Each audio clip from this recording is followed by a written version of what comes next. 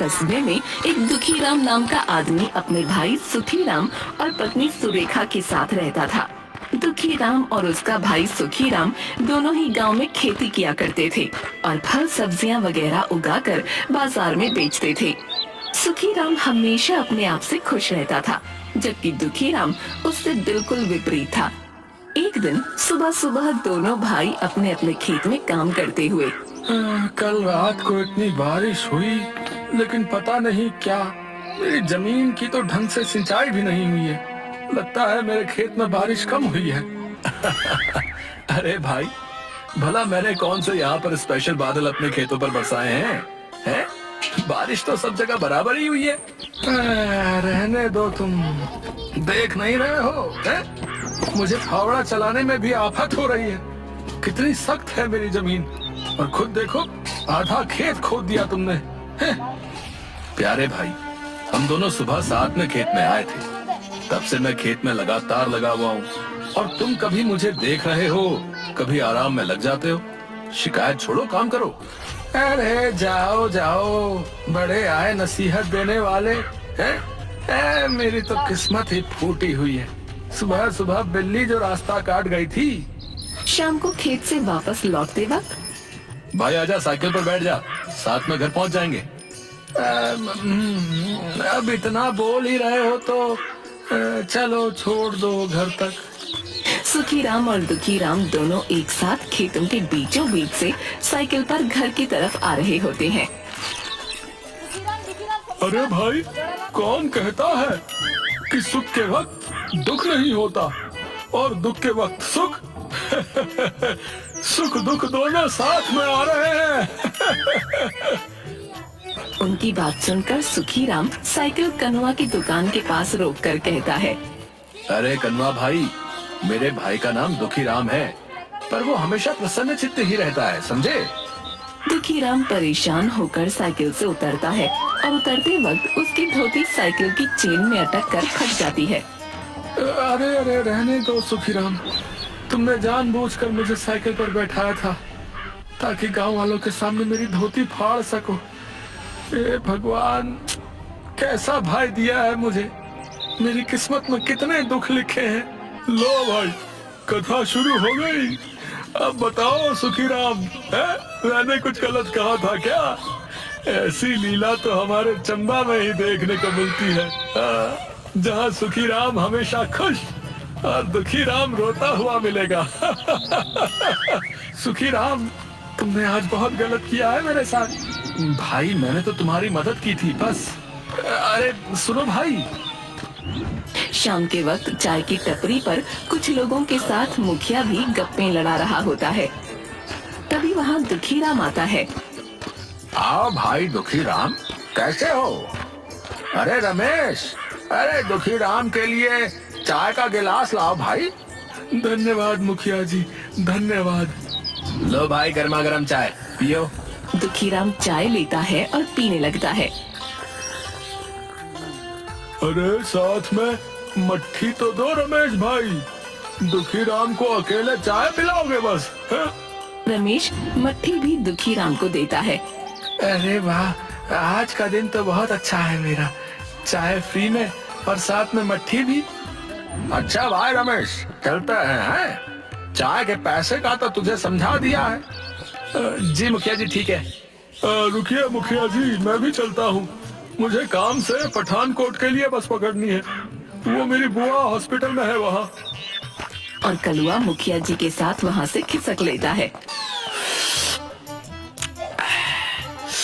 अरे रमेश भाई, क्या मस्त चाय बनाई है आपने।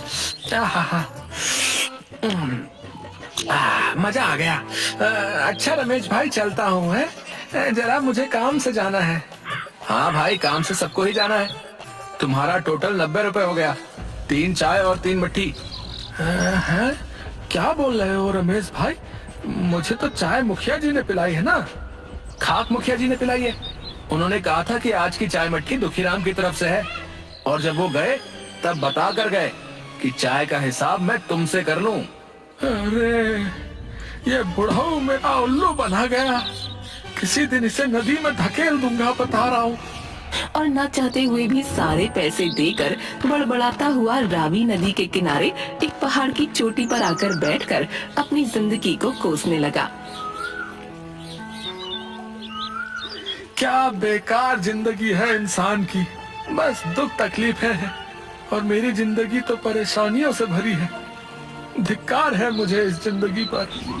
तब दुखीराम सामने खुले आसमान में उड़ते हुए एक बाज को देखता है और देखते ही देखते वो बाज आसमान से नीचे जमीन पर डुबकी लगाते हुए अपने पंजों में एक सांप को दबोच लेता है और दुखीराम के बिल्कुल सामने एक सूखे हुए पेड़ पर बैठकर उसे खाने लगता है।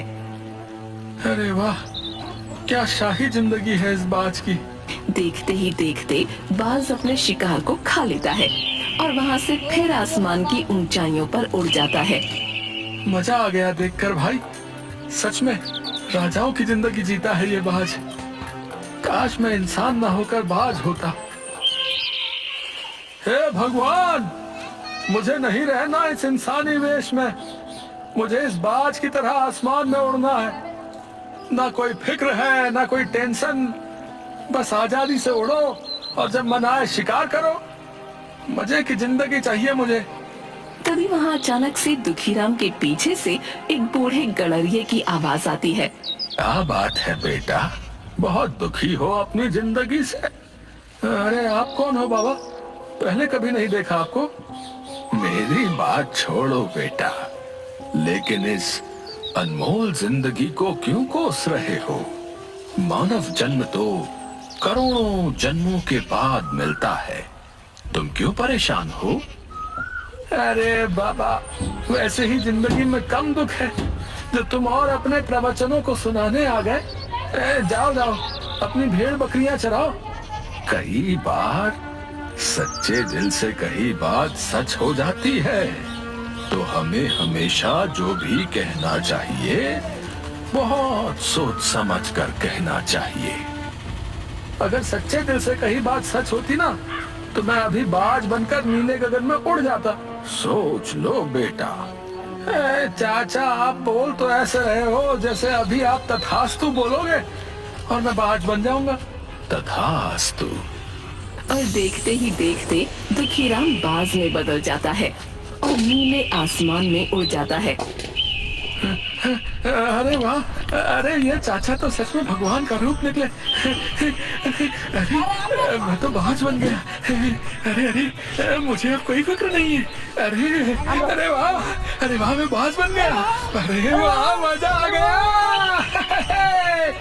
अब जब चाहे खाओ, जब मर्जी मौज उड़ाओ।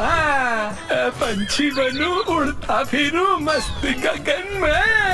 आज मैं आजाद हूँ दुनिया के चमन में। उसके बाद दुखीराम पूरे दिन मस्ती से आसमान में उड़ता रहता है। शाम के वक्त जब दुखीराम थक गया तो रहने के लिए जगह ढूंढने लगा।